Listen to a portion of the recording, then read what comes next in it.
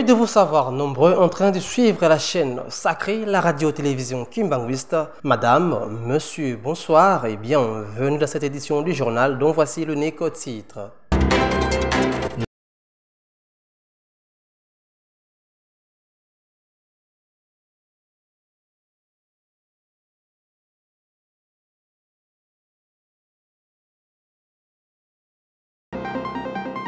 Après leur nomination à la représentation provinciale, communale, sectionnaire et au niveau du bureau de la ville-province de Kinshasa par le chef spirituel et représentant légal de l'église kimbanguiste, sa divinité Papa Simon Kimbangu Kiangani, les pasteurs provinciaux de la ville de Kinshasa, les révérends Pumbalo Zambo Avalon, a accompagné une forte délégation composée des pasteurs communaux, sectionnaires et le membre du bureau de la ville de Kinshasa le 3 novembre 2023 en Kamba Nouvelle Jérusalem pour présenter leur civilité auprès du numéro 1 de l'église kimbanguiste, de recevoir de nouvelles orientations pour l'exercice de leur mandat.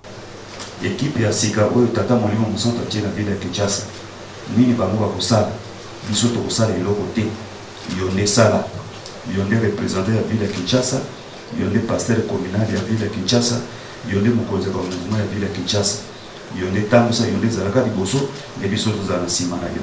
Pour clôturer en beauté ce voyage, les pasteurs provinciaux de la ville de Kinshasa, le révérend Pumbalo Zambo Avalon, a délié sa langue devant la caméra de la Ratediki.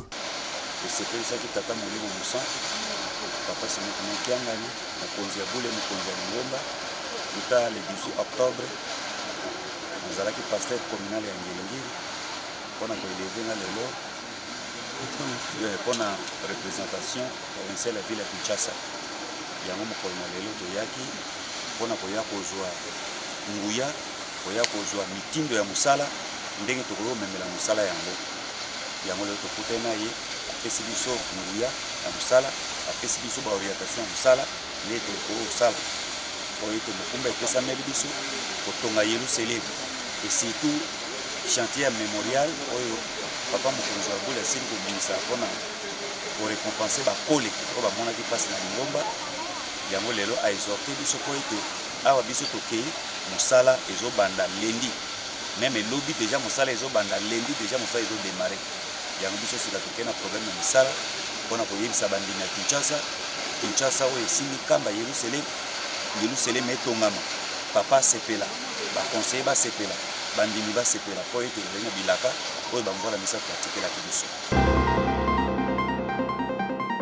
Sur invitation du président provincial de l'Ijiki, ville de Kinshasa, au forum des jeunes, mardi 28 novembre 2023, dans la paroisse de Kinkole, commune de Lansele. Maître Mamine Tsumbu Chidibi, présidente de la fondation d'Ariel et candidate à la députation nationale d'ici de Changou, a répondu à cette invitation. Prenant la parole, le pasteur communal de Lansele, le révérend Lomombo, a introduit le forum dans ce sens. Thème qu'on développé, la bénédiction. Pour lier l'utile à l'agréable, le président provincial n'a pas manqué de mots quant à ces.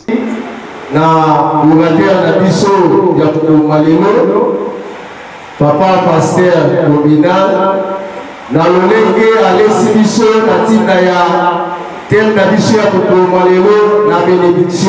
Des temps forts ont sanctionné ce forum. Les grandes Tinsani et les doléances de flûtistes de Lansele présentées à Maître Mamine Tsumbu Chidibi. C'est les Eza Gaillard Telema. Il faut c'est les Telema. Pour c'est les amounés, il faut Esa Nini et Telema. Et côté Telema na basali. Na basali wana basali banani biso. Tosimba maboko soki moko amati biso nyonso tosa nini tokomata elongo.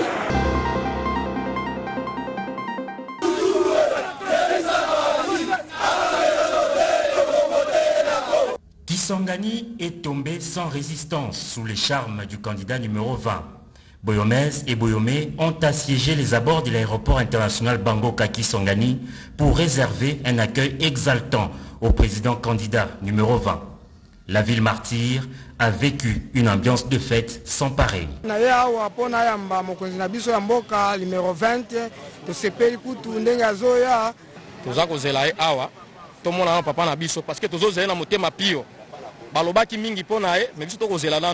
Arrivé en fin d'après-midi par l'aéroport international Bangoka Kisangani, le chef de l'État Félix Tshisekedi en compagnie de la distinguée première dame Denise Nyakero Tshisekedi a été chaleureusement accueilli au pied de l'avion par les différentes autorités et représentants des forces vives de la province. En dehors des installations aéroportuaires, le numéro 20 a été porté en triomphe.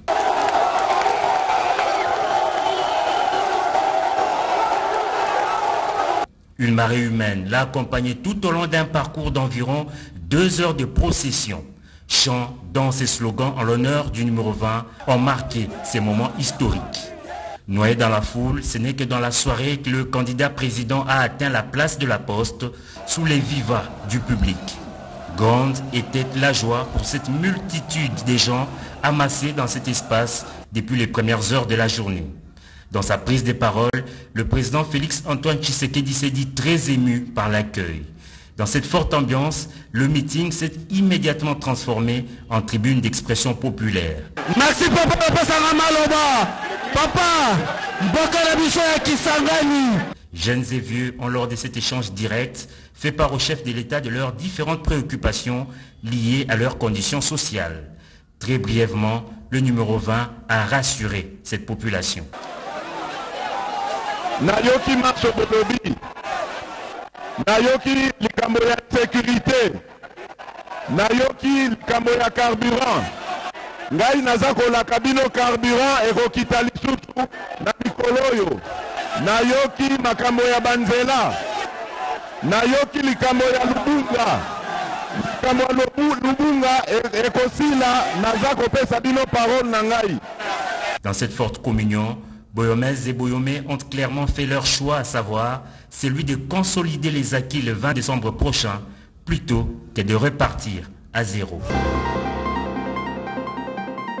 À quelques jours de la tenue du scrutin présidentiel, législatif, national, provincial et élections municipales, les tensions montent autour des élections. Alors que l'Union européenne annonce le retrait de sa mission d'observation électorale, cette décision a été prise après 2 jours de blocage avec les autorités congolaises. Décision soulève des polémiques quant à la transparence du processus électoral en République démocratique du Congo. La mission, composée d'une 40aine d'experts électoraux avec un objectif de garantir les élections libres et équitables. Cependant, de désaccords persistants principalement liés à des questions logistiques et de sécurité ont conduit à cette impasse. Des sources indiquent que des capitales européennes travaillent en coulisses pour rétablir la mission.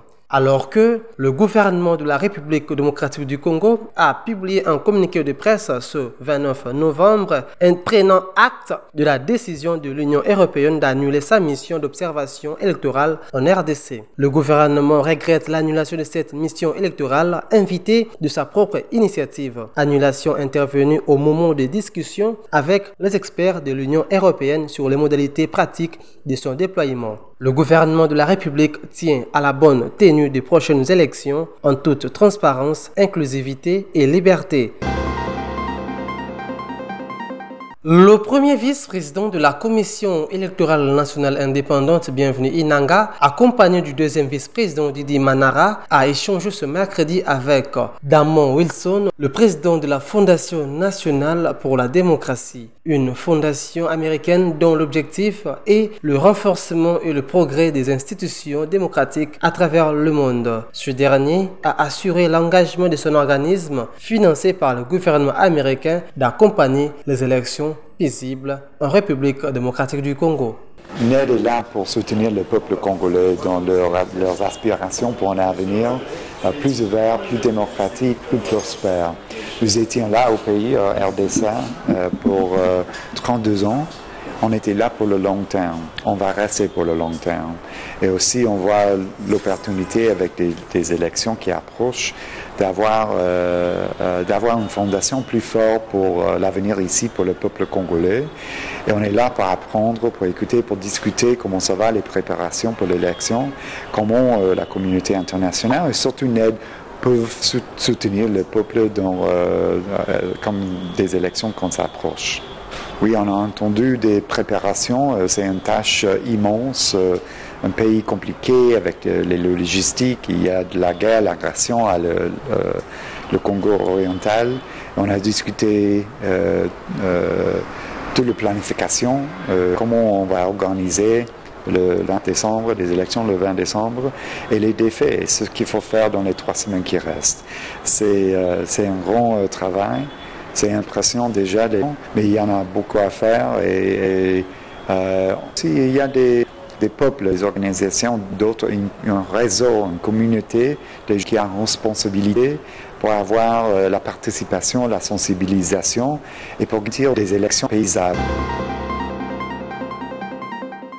L'Assemblée nationale a prolongé mardi 28 novembre l'état de siège au Nord Kivu et en Ituri. Au moins 243 députés nationaux présents à cette plénière ont adopté les projets de loi autorisant pour les 15 prochains jours cette mesure exceptionnelle. Devant la représentation nationale, la ministre de la Justice Rose Mutombo a expliqué que cette nouvelle prorogation attend à amener les FARDC à faire face au M23 dans les territoires de Rutshuru, Masisi et Nyiragongo. La prorogation de l'état de siège en Ituri et au Nord Kivu est adopté conformément à l'article 144, alinéa 5 de la Constitution. En août dernier, quelques délégations venues des provinces de l'Ituri, du Nord Kivu et Sud Kivu n'avaient juré que par l'enlevée de cet état de siège. Selon elle, la population en souffre et elle voulait vivre la vie normale comme auparavant. Ces délégations réagissaient ainsi à la table ronde tenue à Kinshasa sur l'évaluation de l'état de siège au Nord Kivu et en Ituri. Dans le territoire de Masisi, province du Nord Kivu, les mouvements des populations sont intensifiés depuis une semaine suite des combats entre les FARDC et les rebelles du M23. Les derniers de ces attaques remontent à ce jeudi matin entre les M23 appuyés par Kigali et les FARDC sur l'axe Kichaga-Muhanga, groupement de Bachali Mokoto, territoire de Masisi. Selon les sources locales, ces violences d'affrontement ont été signalées autour du pont Katanda, environ 5 km de Muhanga, chef-lieu du groupement Bachali Mokoto.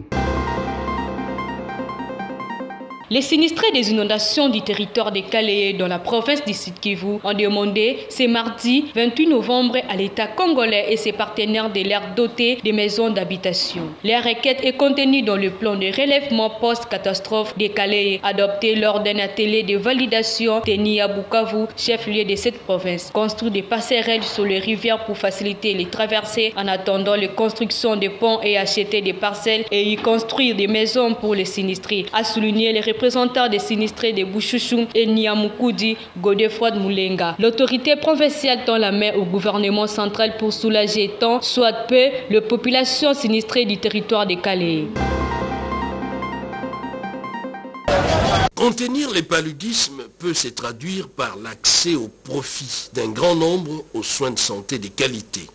La démarche d'un schéma de proximité s'avère efficace pour HJ Foundation qui procède par des camps de contrôle médical gratuits, comme c'est le cas ici dans la commune patriotique de Massina. Tout est gratuit, diagnostic, analyse et produits pharmaceutiques au grand bonheur des patients.